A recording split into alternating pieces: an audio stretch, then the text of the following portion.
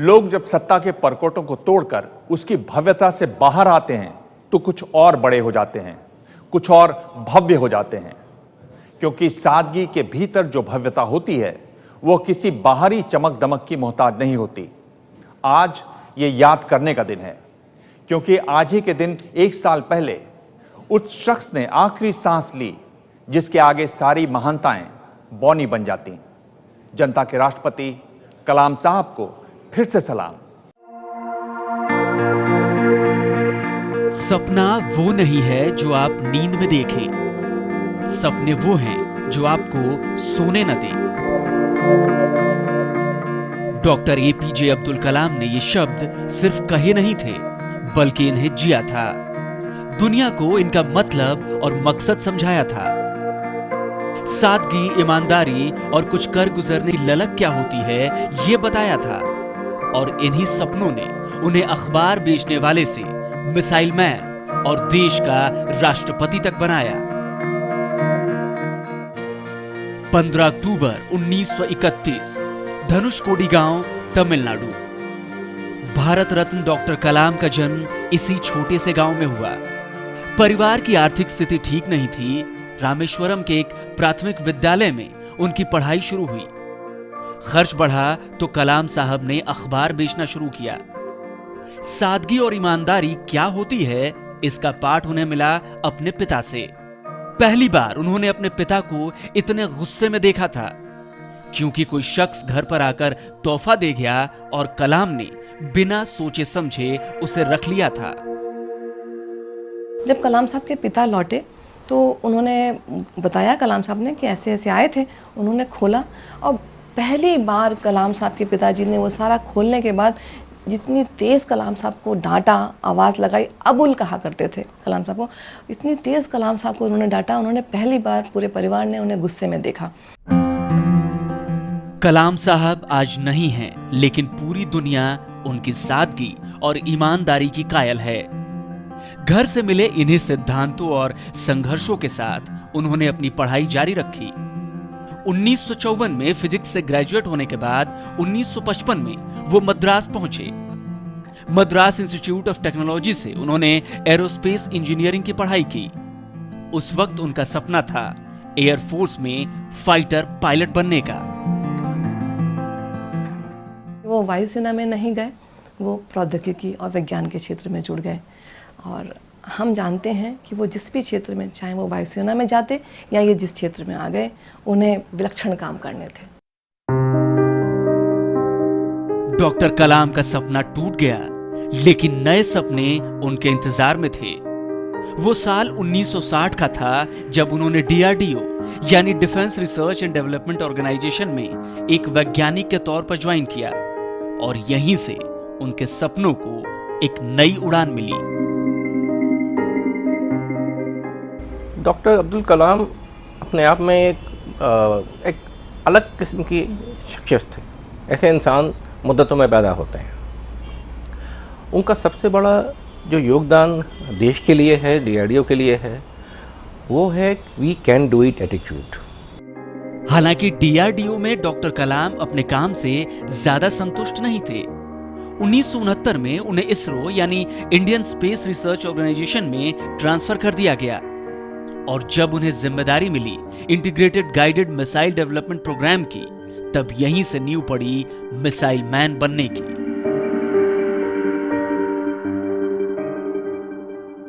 पांच अलग अलग मिसाइलें एक साथ बनाई, अग्नि, त्रिशूल, जो पृथ्वी, आकाश और नाग। एक साथ 10 साल के अंदर 5 मिसाइलें ऐसे देश ने बनाई जिनको कोई दूसरे लोग कहते थे कि भारत कुछ कर ही नहीं सकता, लेकिन उसके बनिस्बत उस डिफिकल्ट सिचुएशन में भी उन्होंने ऐसा काम किया। डॉक्टर कलाम के नेतृत्व में पृथ्वी, अग्नि, आकाश, त्रिशूल और सुपरसोनिक क्रूज मिसाइल ब्रह्मोस बनाई गईं। 1997 में भारत के प्रति योगदान को देखते हुए उन्हें भारत रत्न से सम्मानित किया गया। ये कलाम साहब की ही देन है कि भारत आज परमाणु हथियारों के निर्माण में सफल हो पाया है।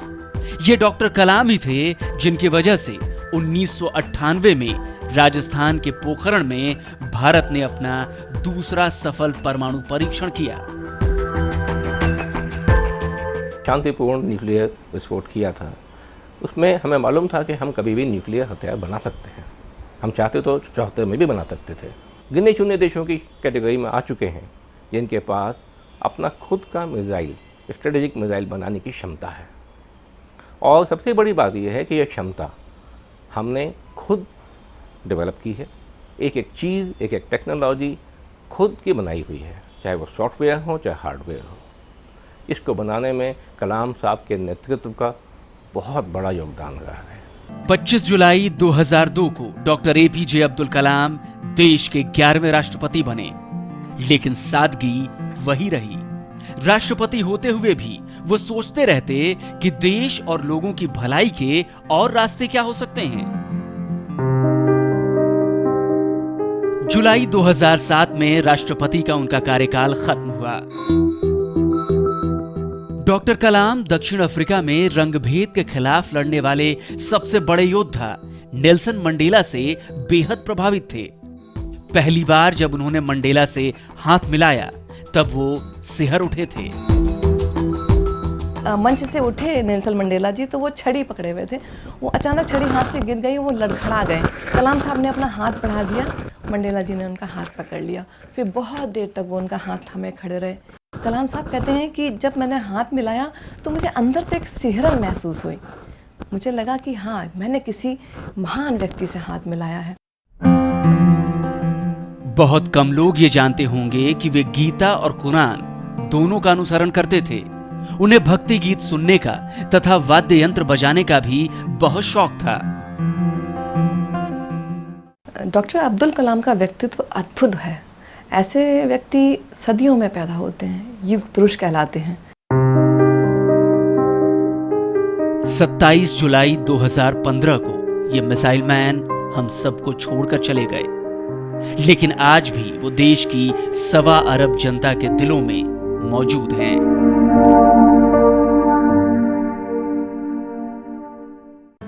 देश से भ्रष्टाचार दूर करने के लिए पिता, माता और शिक्षकों को अहम भूमिका निभानी होगी। ये डॉक्टर अब्दुल कलाम के बोल हैं। उनकी किताबें इस तरह की प्रेरणादायक बातों से भरी पड़ी हैं, तभी वो युवाओं में बेहद लोकप्रिय हैं। सूरज की तरह चमकने के लिए सूरज की तरह जलना जरूरी है। सपना वो नहीं जो आप सोते हुए देखते हैं, सपना वो है जो आपको सोने नहीं देता। किसी को हराना तो आसान है, लेकिन किसी को जीतना बेहद मुश्किल। ये डॉक्टर एपीजे अब्दुल कलाम के कुछ ऐसे मशहूर उदाहरण हैं जो आज भी लाखों लोगों को प्रेरणा देते हैं। मैं एक बस स्टैंड के आगे से गुजरी और वहाँ पे एक होर्डिंग था जिन पे उनकी एक बहुत ही ब्यूटीफुल सी कोटेशन लिखी थी। उसमें लिखा था कि dreams are not those which you see when you are sleeping, dreams are those which don't let you sleep. तब मुझे पता नहीं था कि डॉक्टर एपीजे अब्दुल कलाम की कोटेशन है। नीचे मैंने उनका नाम देखा और उनकी फ़ोटो बनी हुई थी, और वो एक कोटेशन है जिसको पढ़ के मैंने ठान लिया कि जो भी मेरी ड्रीम है मैं बिल्कुल परस्यू करूँगी, और इसका बहुत बड़ा रीज़न डॉक्टर एपीजे अब्दुल कलाम ही थे। उनकी कोटेशंस, उनकी बुक्स अगर आप पढ़ोगे आपको रियलाइज़ होगा कि वो हर किसी को इंस्पायर करने की उनके पास पावर है। एंड उनकी कोटेशन है, if you want to shine like a sun then you have to burn like sun. Doctor Kalam के शब्दों में एक गहराई थी, एक जादू था जिसने न जाने कितने छात्रों, नौजवानों और समाज के हर तबके से जुड़े लोगों को उनका मुरीद बना दिया। कलाम साहब के कोटेशन जो हैं वो बच्चों को प्रेरणा देते हैं, युवाओं को दिशा देते हैं, बुजुर्गों को जीने की ताकत देते हैं, राजनेताओं को एक सोच देते हैं, वो हर एक को एक दिशा देते हैं। डॉक्टर कलाम के शब्दों में उनकी सादगी और ऊर्जा से भरे मनमोहक व्यक्तित्व की झलक मिलती है। उनकी आत्मकथा अग्नि की उड़ान तो सबसे ज्यादा बिकने वाली किताबों में शामिल है। अरुण तिवारी जी के कहने के बाद उन्होंने अपनी पहली पुस्तक लिखी अग्नि की उड़ान, विंग्स ऑफ फायर। और मैं आपको बताऊं, इस किताब की 10 लाख प्रतियां बिक चुकी, उसी वक्त बिकी, 10 लाख प्रतियां बिकी। और इसका हिंदी में अनुवाद किया प्रभात प्रकाशन ने अग्नि की उड़ान नाम से, जिसकी करीब 1.5 लाख प्रतियां बिकी। तो ये पहली किताब थी जो कलाम साहब ने लिखी। डॉक्टर कलाम की हर किताब ने लोगों के दिलों को जीता है, फिर चाहे वो बच्चों को समर्पित तेजस्वी मन हो, देश के बेहतर भविष्य की रूपरेखा बताने वाली भारत 2020, या फिर मेरी जीवन यात्रा। डॉक्टर कलाम अपने जीवन की घटनाओं को भी इस तरह पेश करते थे कि वो सबके लिए प्रेरक बन जाती थी। कलाम साहब ने अपने जीवन के सारे अनुभवों को, सारी घटनाओं को बहुत प्रेरक रूप से हमारे सामने रखा है। उन्होंने बचपन में की घटनाओं को भी कुछ इस ढंग से रखा है कि वो हमारे बच्चों के लिए प्रेरक बन जाती हैं। डॉक्टर कलाम की लिखी किताबों का युवाओं पर सबसे ज्यादा असर दिखता है। ऐसा इसलिए हुआ क्योंकि युवाओं के साथ उनका गहरा जुड़ाव था और वो युवाओं की तरह सोच सकते थे। मुझे लगता है कि डॉक्टर कलाम बच्चों और युवाओं के बीच में लोकप्रिय इसलिए सबसे ज्यादा थे क्योंकि वो एक युवा सोच रखने वाले व्यक्ति स्वयं थे। उनके अंदर बहुत ज्यादा जिज्ञासा थी। कई बार ऐसा होता था कि जैसे हम लोग रोज ऑफिस में उनसे सुबह सुबह मिलते थे तो वो एक कागज अपना पढ़ के लेकर के आते थे, बोलते थे देखो मैंने आज ये नया सीखा, और फिर मुझसे पूछते थे तुम बताओ तुमने क्या नया सीखा। डॉक्टर कलाम के साथ मिलकर कई किताबें लिखने वाले सृजनपाल सिंह इस बात के गवाह हैं कि वो किताबें लिखते समय किस तरह हर एक वाक्य, हर एक शब्द पर ध्यान देते थे। मैंने देखा है कि वो कैसे पुस्तक लिखते थे। तो हम लोग जो भी लिखते थे हम उसको एक बड़े से प्रोजेक्टर पे, दीवार पे प्रोजेक्ट कर देते थे और दोनों लोग बैठ करके पढ़ते थे। और डॉक्टर कलाम कहते थे मैं ऐसे पढ़ूंगा जैसे मैं पहली बार इस पुस्तक को पढ़ रहा हूँ। अब ये बताओ एक एक सेंटेंस पे कि क्या इससे जिज्ञासा पैदा हो रही है, क्या ये एक्साइटिंग है, क्या ये इंटरेस्टिंग है, क्या हम इसमें कुछ उसका फायदा कर रहे हैं या हमने बस शब्द छाप दिए। तो वो एक एक शब्द को नापते तौलते थे और एक रीडर की तरह सोचते थे और इसलिए उनकी पुस्तकें इतनी प्रसिद्ध हुई, इतनी लोकप्रिय रहीं। डॉक्टर एपीजे अब्दुल कलाम की शख्सियत ही कुछ ऐसी रही कि जो उनसे एक बार मिल लेता उन्हें भूल नहीं पाता। वो अक्सर देश के अलग अलग हिस्सों के स्कूलों और कॉलेजों में जाकर छात्रों से मिलते, उनसे बातें करते। आज भी उन स्कूलों में डॉक्टर कलाम की यादें ताजा हैं।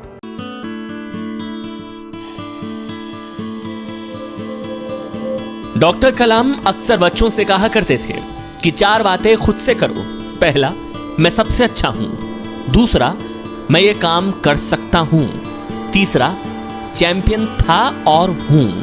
और चौथा, आज का दिन मेरा है। April 2012, Rukmani Devi public school, Pitampura, Delhi.